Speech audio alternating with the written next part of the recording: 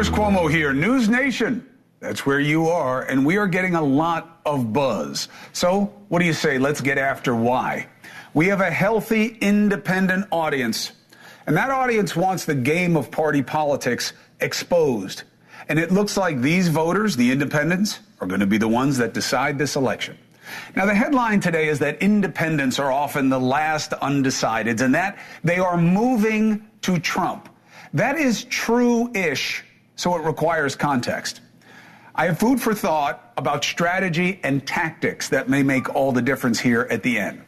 It is a really close race, period, with independents as well. In fact, this is the closest polling I've seen in a race for president in 20 years. And that's relevant, as I'll explain in a second. But first, let's get to the data.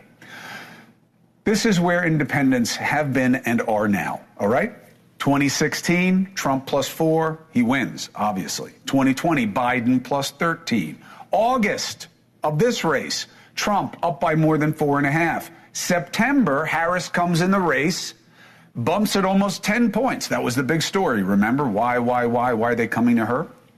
Today, Harris still has a lead, but it is shrinking certainly within the margin of error. So first of all, Trump is losing with independents. These headlines that say he's not winning with them, that's deceptive. So beware headlines as always. What matters here is the why. What is fueling the move with independent voters? The answer is likely national security.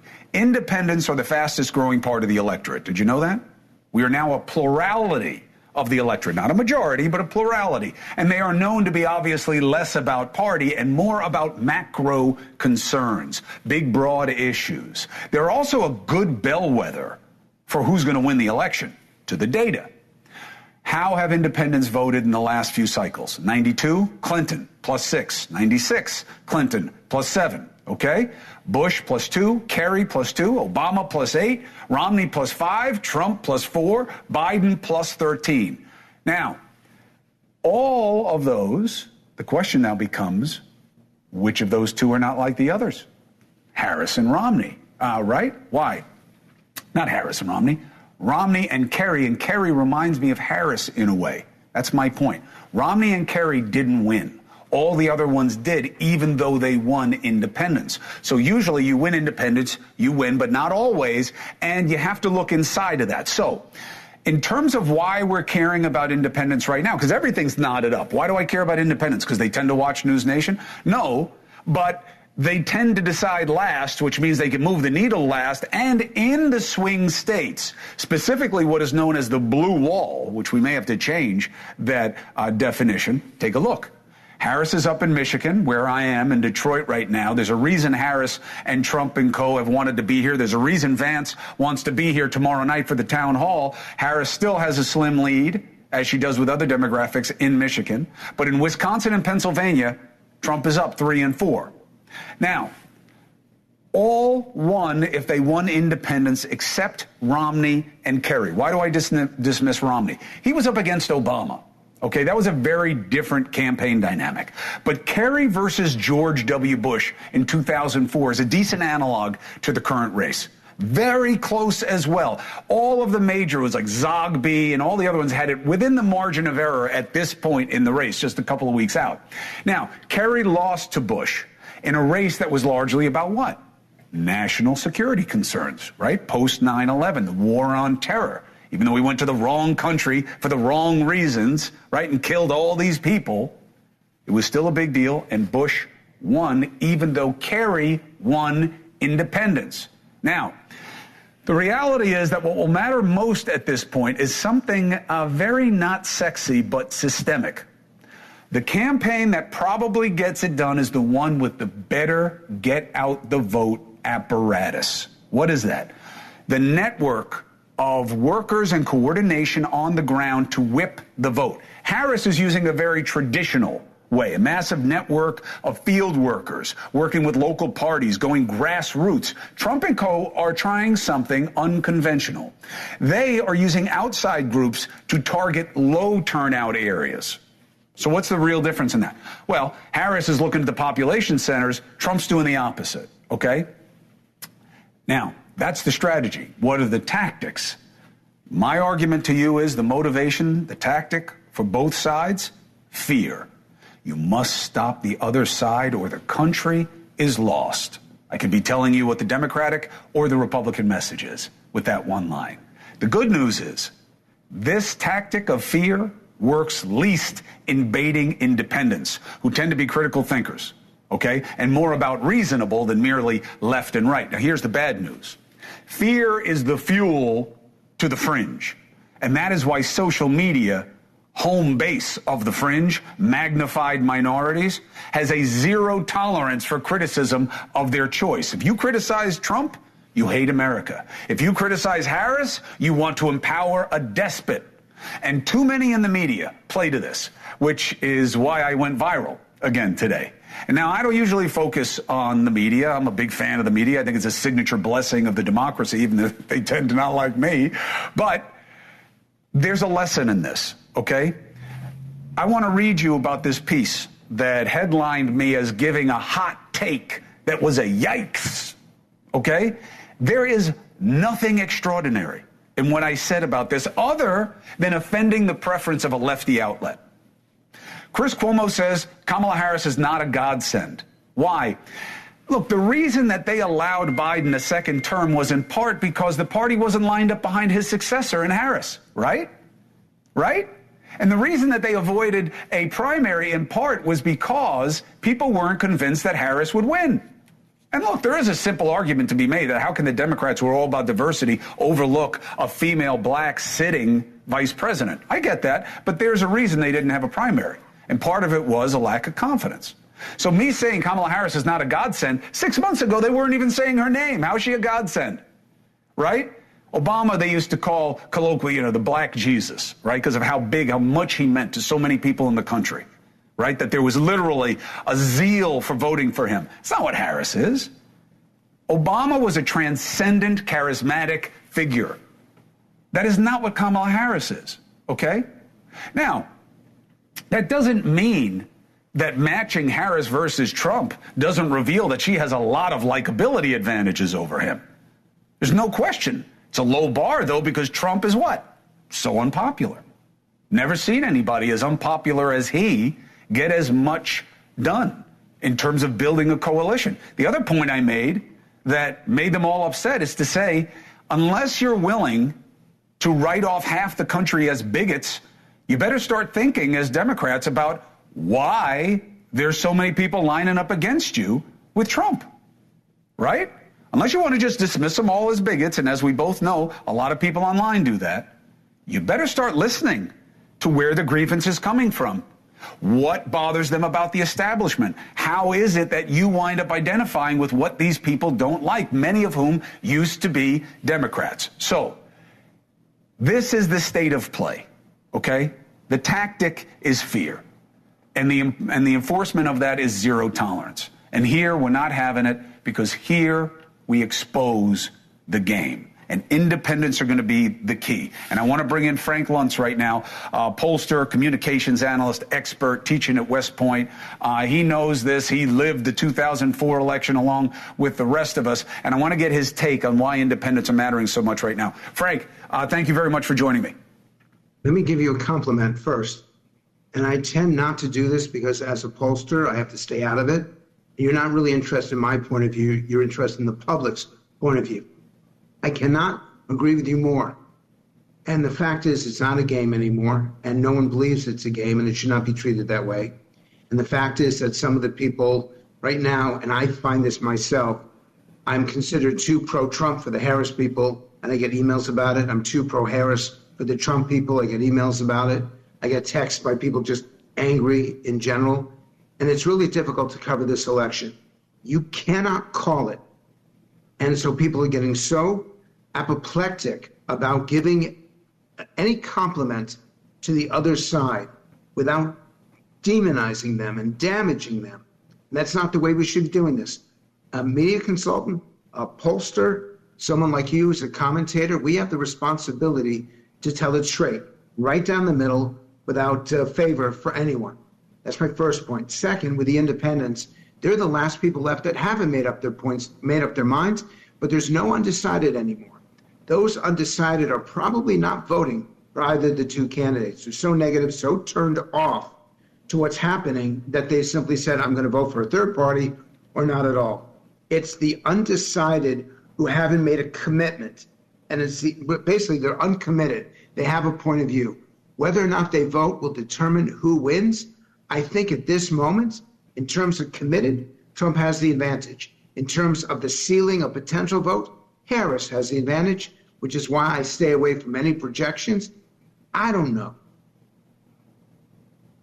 What do you think is most likely motivating independents in this, Frank, and why we saw a bump for Harris when she came in, and why there's some attrition in that margin for her, especially in the states that matter, actually losing it in Wisconsin and Pennsylvania, at least for the moment? Do you think this is a consistent vibe for independents in cycles past of national security? What keeps me safest? Actually, I don't. I think that Harris did one of the best launches of any campaign I've ever seen, and I'm old. That her optimism, her enthusiasm, the contradiction, the contrast, I should say, between the negativity before she was in the race and this intensity of positivity that she brought to the race completely remade American politics as we know it. And as long as she stayed positive, which was through the convention, she continued to add to her support week after week, day after day. And the moment that she started to do the Donald Trump, the moment that she started to attack, to try to find the language, to embarrass him, to criticize him, she stopped focusing on herself. She started focusing on Donald Trump. And that's when she froze. You can look at the numbers. You can correlate it directly. The moment that she became Trump is the moment she hit her peak, and she's been falling ever since. A small amount. And we both know why. We both know why, because we've been in those rooms, right? You get... this group of people around, right? They get complete groupthink. They're all in their bubble, and they know that the best way to win is to make the other guy lose. And you become obsessed with the negative, and all the ad buys go heavy negative. And you see the movement in the metered markets in those different places you're targeting move on the negative ads more than the proof of proposition or the positive ads. And that's when they lock it in. Yeah, and the point right now is, the public is saying enough, all caps with an exclamation. And she got that when she entered. And that's why she exceeded anyone's expectations. I now look at the campaign. She's going to be doing the town hall. And I wonder how specific she's going to get. Is she going to acknowledge that she hasn't answered the questions that voters are asking? Is she going to acknowledge that immigration got worse under Joe Biden? Is she going to acknowledge that she has a different point of view, a slightly different agenda? If she comes clean, if she's genuine and authentic, she has the advantage. But as long as she comes across as a typical politician, she will lose. Donald Trump says the most awful stuff. It is horrible. Yep. And those of us who want a more civil, more decent campaign, we quiver, and not quiver. We shake when we listen to him. But he's not going to lose a single vote by what he's saying. The only people who are still left are Harris voters, and whether or not they commit to her is going to depend on whether she comes clean, whether she's candid and authentic, and right now that's not clear. Even though she's the incumbent and there's usually an advantage in that, she has the harder challenge. She's not just running against a man, she's running against a movement of grievance, and a lot of it happened on her watch. And that's tough. It's a higher bar for her, no question about it. Frank Luntz, thank you very much. Appreciate you, and to be continued. Let's take a break, 4 minutes and 5 seconds. When we come up, somebody who knows Michigan really well, ran the Republican Party for here. What does she think the setup is for the town hall tomorrow night and what needs to be achieved? What does she think about this recent move of independence and over 20 Nobel Prize winners saying economically, you got to go with Harris? How does she deal with that?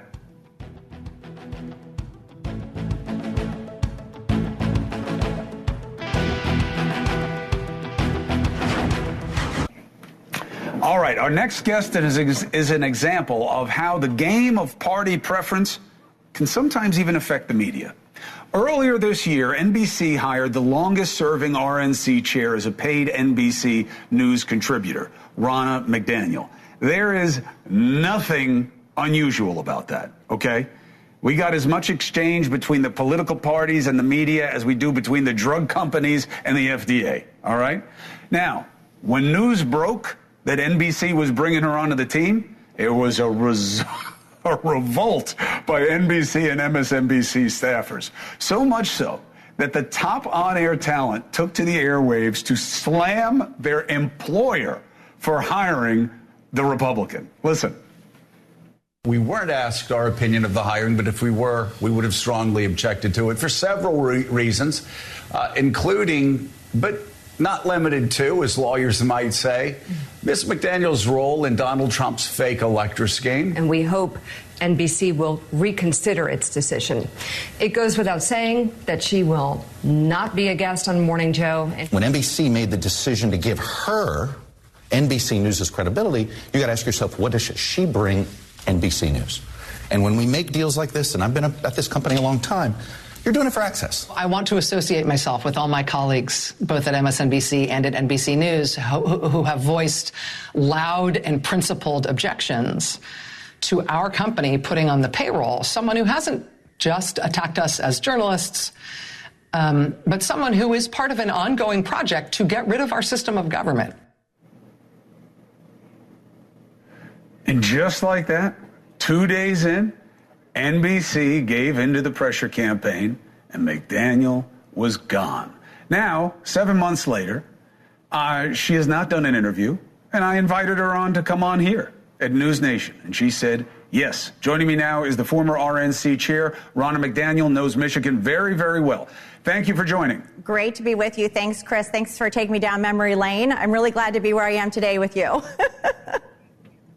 Well, you're not alone in having some sour memories, but, you know, you got to learn from the past and move forward. Right. The obvious allegation for you to clean up as you move forward is, was it ever your intention to make it so that Donald Trump would stay in power even though he lost the last election? No, and we followed the law. We had lots of reports coming in across the country with problems, and as RNC chair, I have to look at those. We have to. And when the results were done and when all was said and done, Biden was the president, and we moved forward, and now we're in our next election where we essentially have two incumbents running against each other with Harris and Trump. Help me with something I've never understood. It's over. You're on the next one.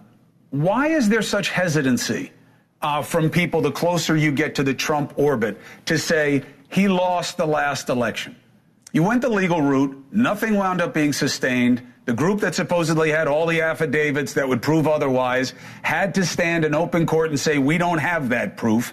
Why is it so hard for you people to say Trump lost? Let's move on. Well, I've said that. I've said it before. He said it. I mean, the reality is Joe Biden's been the president for 4 years. He has said it. I know, before. But that's different than saying he lost. Yeah, but Joe Biden's the president. We're moving on. And the reality is the American people right now are, a lot of them saying, I wish I had voted for Trump 4 years ago, and I wish we didn't have these last 4 years of Joe Biden. That's different. But if you ask those people, Ronna, they say, but Trump lost. I haven't heard you say those words. I have said it. There's lots of headlines. I said it many, many times. I said it in 2021. Clearly, that's the case. Joe Biden won. Donald Trump lost. Now we're going to our next election. And in this election, here we are in Michigan. And the economy always looms large. But there are people hurting here, and this is a big brick in the blue wall. And you have these Nobel economists come out today, Ronna, and say the tariffs, the tax breaks, and the spending are going to lead to higher prices under Trump. Inflation will come back. 20-plus Nobel laureates. Does that give you pause? I just don't buy it, Chris. I mean, we have been living under what the Biden-Harris administration has been bragging about called Bidenomics. And in Michigan, that means high car insurance, high housing prices, high rent, no affordability. People cannot live. You know, people in Washington and in the bubble, and they live in D.C. and all across the country and in New York and in the coasts, they have the luxury of sitting around and saying, I don't like that Trump said this, and I don't like that Harris isn't this. People in Michigan, they're saying, I can't afford this. I can't live like this anymore. I can't pay rent if this continues. They're not saying, am I Republican or Democrat? They're saying, I need help. And right now, what Joe Biden and Kamala Harris have delivered for Michigan has been a disaster. And that is why they are turning to Donald Trump. Not only that, they had 4 years of Donald Trump where they did do better. And so that is why he is having momentum in Michigan. I think it feels a lot like when I was chair in 2016 and we won Michigan for the first time in 30 years. And that's why I think the Democrats are on their heels in these blue states. Now, listen, I cannot debate the polling. I can say I don't like polling, but very often that's self-serving when the polling's not saying what you want. But let's assume that it's all knotted up, certainly within a margin of error. It does remind me of 2004. You're not old enough to remember that election, Ronna, but it was like this one. I'm definitely old with enough. Bush and Kerry. Always take the compliment. However, why is this a case where you guys are so tight because you're telling the better story, not necessarily because it's true? Because the part that you leave out in the analysis, which I agree with what you said, was better before than it is now in a lot of pocketbook economic indexes. No question about it. But why? The pandemic. And how does Trump escape scrutiny for screwing up the beginning of the pandemic, creating economic freefall that we are still in recovery from, and recovering better than most other major economies? Why isn't that the story for the American people? Well, Chris, let's look at states that were run by Republican governors versus Democrat governors. And states like Michigan were shut down under Gretchen Whitmer. I did an op-ed about this today, about my kids that didn't go to school, that lost critical learning. Michigan right now is 41st in the country in education. 39% of third graders can read in Michigan. What does that mean? It means 60% can't read in our state. They failed our kids. They failed them catastrophically. Our state is on the decline. People are struggling under the burden of so much cost of living problems that we're having in our state. And I feel it. Listen, talk to my kids about how hard it is to pay rent. And, well, we're helping our kids, but talk to my kids' friends right now about how hard it is to pay rent at college. How hard is it to pay car insurance? How hard is it to get a job? How hard is it to make it? Everybody is struggling in our state. And that's not because of Donald Trump. That's because of Gretchen Whitmer and Biden and Harris. And on top of that, they've come into our state and said, we're going to require EV cars. And we're going to break the back of the auto industry and union workers in Michigan. And we are going to force this change on your state, which is, you know, the lifeblood of so many people across our state. And that is really what's moving the needle in Michigan against Alyssa Slotkin and Kamala Harris, are these EV mandates that they championed. I think any kind of mandate, look, we need to do a review of the pandemic and figure out what worked and what didn't. And we both know why it's not happening. It's not happening because both parties are going to have stink on them. Trump from early on, he could barely even talk about Operation Warp Speed because so many of his people are anti-vaxxers. And the Democrats were in charge for so much of it and giving out so much of that money and in charge of all the lockdowns, so they don't want to do it. And but they kept at our some kids out point, of the we got to classroom, have that Chris. discussion. They kept our kids out of the classroom. Listen, I get it. And there's I mental lived health it. issues. I lived They have it. deficits in learning. It's going to affect their livelihoods going forward. And they've never taken accountability. And I think this is where Harris really struggles, too. She won't even acknowledge it. She won't say, you know what, we didn't do right by you. And you have been hurt. And they push out Bidenomics and they try and make it sound like it was a good thing. No, we know that cost of living is high. If accountability mattered to you, Ronna, you would not support Donald Trump because he has never taken responsibility for anything. That's politics. Well, policy he just does takes it to a matter different to me. degree. Policy does matter. And when you are not going to, when you're going to pull back regulations, when you're going to cut taxes, when you're going to do things to get this economy humming again, which he did, when you're going to unleash energy independence, those are the things that Republicans are looking for in a second Trump presidency that's going to allow our economy to be unleashed and have more economic gains.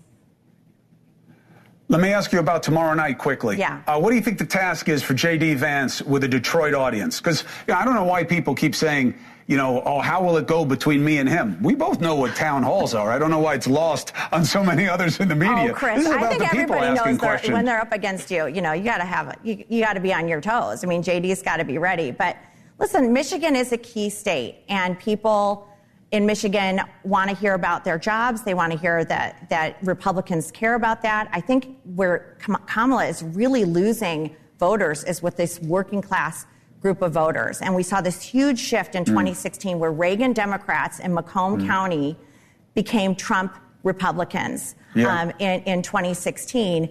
and they're shifting even more. And she's losing that working class. And the Republican Party is actually becoming the party of the working class. And the Democrat Party is losing that. And Michigan is ground zero for that. Yeah, listen, it's one of the most interesting things in the shift from my father's Democratic Party to my brother's Democratic Party in terms of me watching it.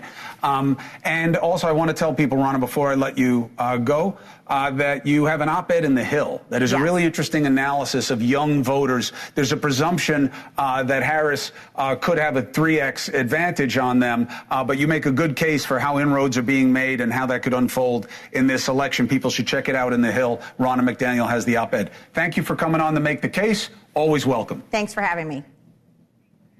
All right, 4 minutes and 30 seconds. Up next, by now, I'm sure you heard the news that former chief of staff for former President Trump, General John Kelly, he says, Trump said, I want generals like Hitler's. This is not new. Why is it being reintroduced into the dialogue right now? Why not tell the American public he was a fan of Hitler's before they nominated the guy? Let's get Bill O'Reilly's take next.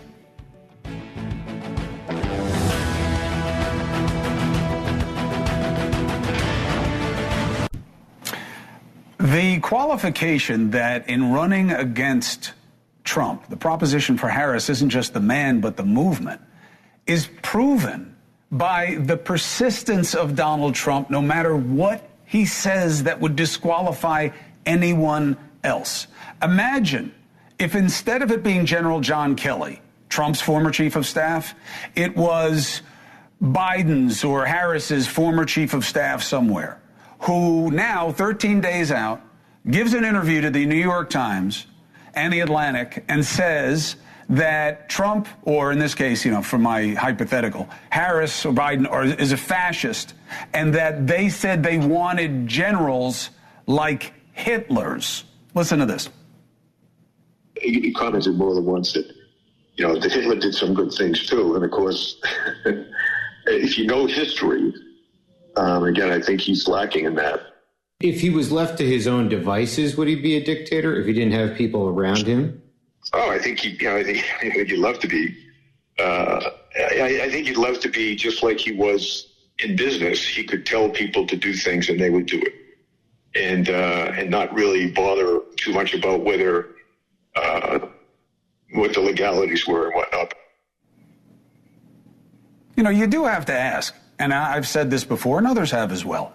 Why wasn't Kelly saying this when he was in the White House? Well, I didn't want to lose the job. I would have gotten kicked out.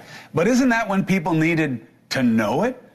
And why not be so full-throated about it before the Trump nomination? Why now? Let's bring in Bill O'Reilly. Of course, the central premise, Big Bill, is no one's going to change their vote for Trump, even if he wants generals like Hitler.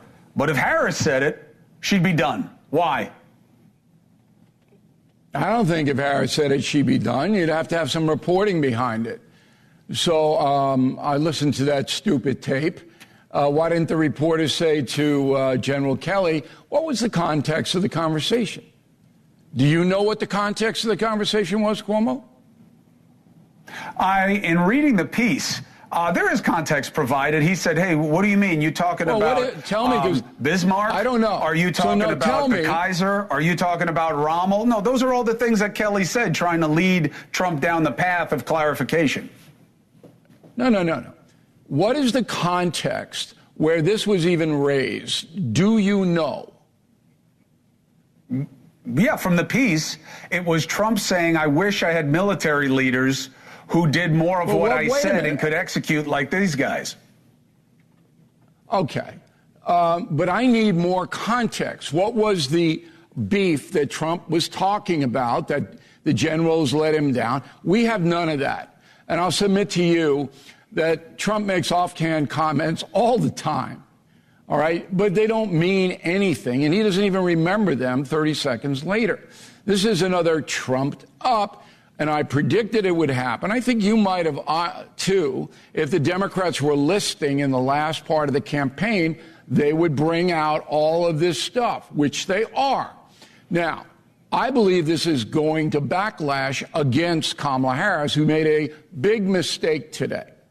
She, in the beginning, floated above it, which is a smart play, but then came out in front of the microphones and called Trump a Hitler lover, okay? Which he's not. Mick Mulvaney on this network said, look, I've been around him, he never said anything. Geraldo's known him for 30 years. I've known him for 30 years. We never heard any of this. And there is a pattern of behavior about people, as you know. All right, if they're obsessed or even interested in a subject, it comes up. So what is likely to have happened is that Trump was mad at Milley or one of his generals and said, they should be loyal to me, or something like that. Had nothing to do with Adolf, had nothing to do with the mass murder in World War II. But the media takes it, the hate Trump media, and then throws it out that Trump is Hitler light. Okay. Everyone should expect it. It's predictable. It's nasty. I've never heard Hitler's name mentioned in a presidential campaign before, except by FDR, who said, I want to kick his butt. Okay? This is beyond, this is so hateful. And Harris should have stayed above it, but now she's in it, and that's going to tee people off. Final point I want to make. But we're in such Kamala Harris does not go ahead, understand. make your final point.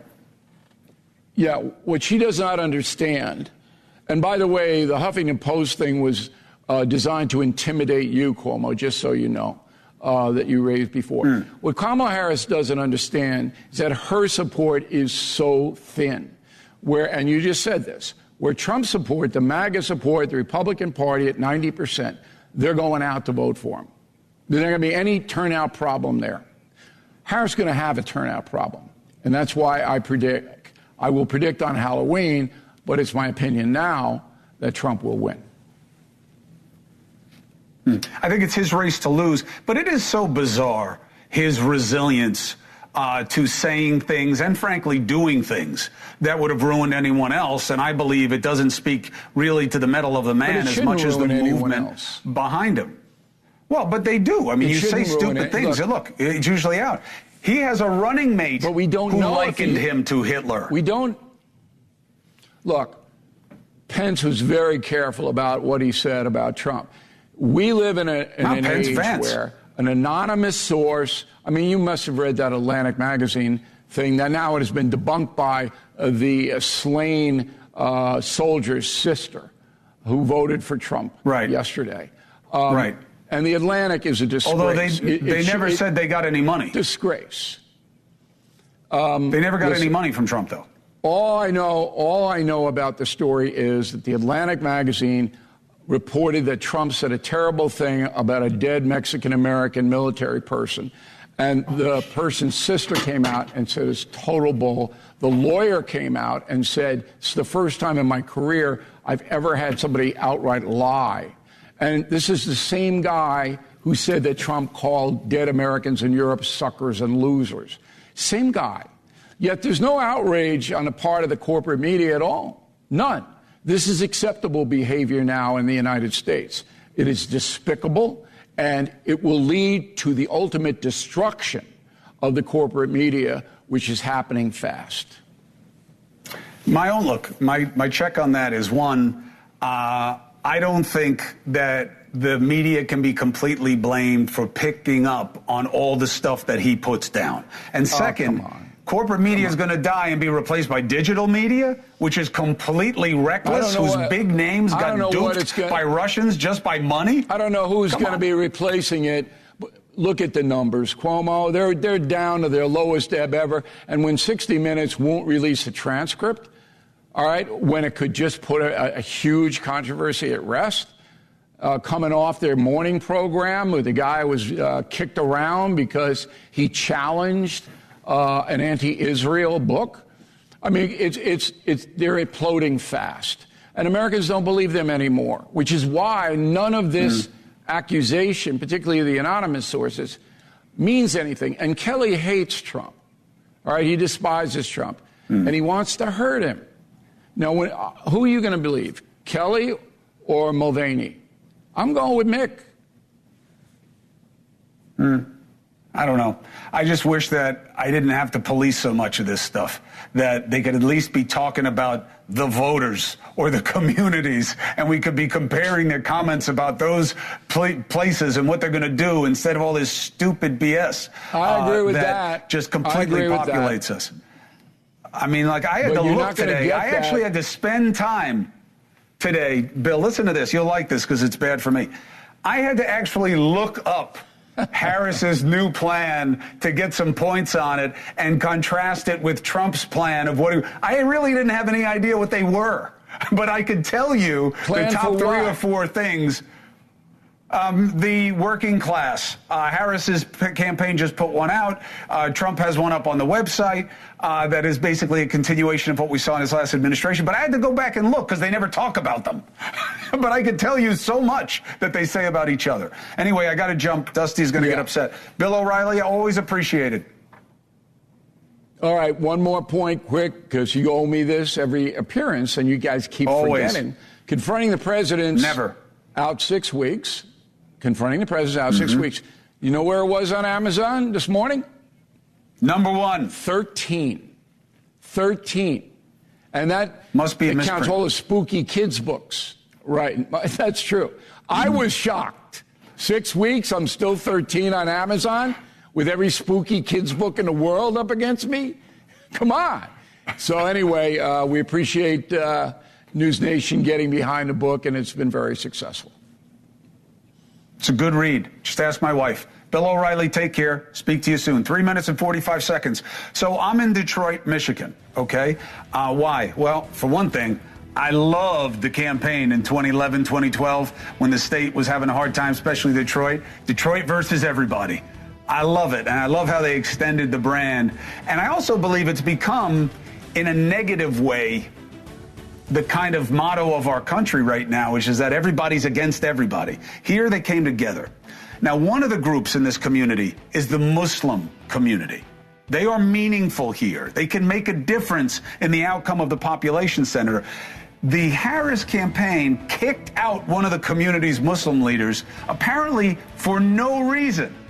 They say he can come back. He says, I'm not ready to come back. And by that, I don't just mean to your event, I mean to your party. He joins me next.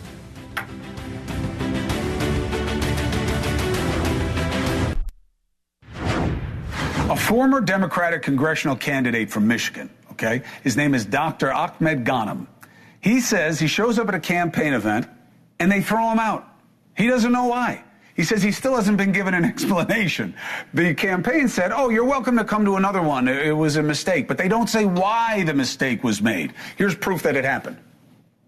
I'm going to leave it. I want to know why you're kicking me out from the... Well, I'm not kicking you out. The venue's kicked you out.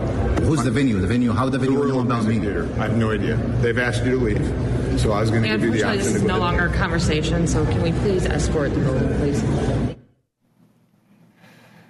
I'm not hitting you. It's my hand that's hitting you. This story could not come at a worse time for Harris because Michigan is very tight. And the Arab community, the Muslim community here, has influence on the vote. They're like 40% in some of the precincts that they need. So it's very tight. Trump is actually ahead of Harris in this state by 2 points with Arab American voters nationally. So let's discuss, okay? Michigan has the highest concentration of Muslim voters in a swing state, okay? And a lot of them have beef with supporting Israel, which does make it a little odd why they would vote for Trump, because he is absolutely as in favor of helping Israel, if not more, than the Biden-Harris administration. So Dr. Ghanem joins us now. Doc, thank you for joining us. What have you been able to figure out about what you did or what they did?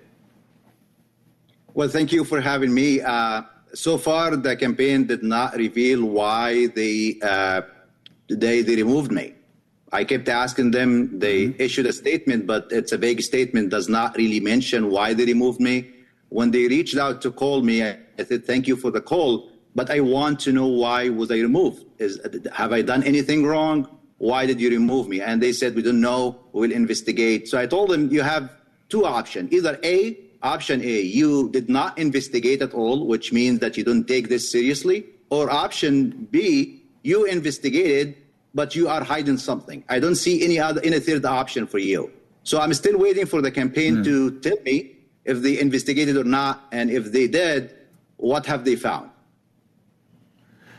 So, Doc, help me understand this fear among Democrats that they may lose Arab voters because of the Democratic leaders and membership supporting Israel's right to defend itself. How are they going to vote for Trump if that's their basis of resistance? Yeah, definitely. Voting for Trump happens on multiple levels. So a segment of the community say we're going to vote for Trump because we want to punish the Democratic administration. The genocide happened under Biden-Harris administration, and we're going to show them that we can unseat them. So this is the group of voters in the Arab and Muslim community. Another group said, hey, look at what happened. We went out of our way and we pushed and we donated and we volunteered for Biden. And what happened after that? During Trump, we did not have any war. For them, we had less taxes. We had better grocery prices. So everything, we had peace. We did not have any wars. So why not give Trump a chance? So it's very weird and multiple factors. That's every group, they have a different factor why they are voting for Trump. Trump does not believe, as far as I know, and I haven't heard Republican leadership say that there's any genocide going on other than what the point of ambition was on October 7th. So he doesn't agree with that point. He, I believe, approached you through the campaign to make an ad for him about what happened. You refused. Why? Because I don't want to use what happened to me as a weapon against the Democratic Party. If I decide to make an ad for Trump, I will make an ad if I believe that Trump is the best leader, not because I was kicked out of other campaign. I'm not the one that will do like a will be reactionary. I ran for a reason. I engaged in politics for a reason. My activism is for a reason. It's beyond me. I don't care about what happened to me. It's the image, the optics for the Democratic Party, that there is no space, there is no room for the Arab and the Muslim community in the Democratic Party. This is a Democratic Party that should be the Democratic for diversity and inclusion. And here is someone sitting there, singled out of 200 people sitting there and taken out. And who now, but until now there is no explanation. I understand. Dr. Ghanem, thank you very much. I'm sorry about what happened, but you're always welcome here. I appreciate you. Thank you. Thank you so much. All right, we'll be right back.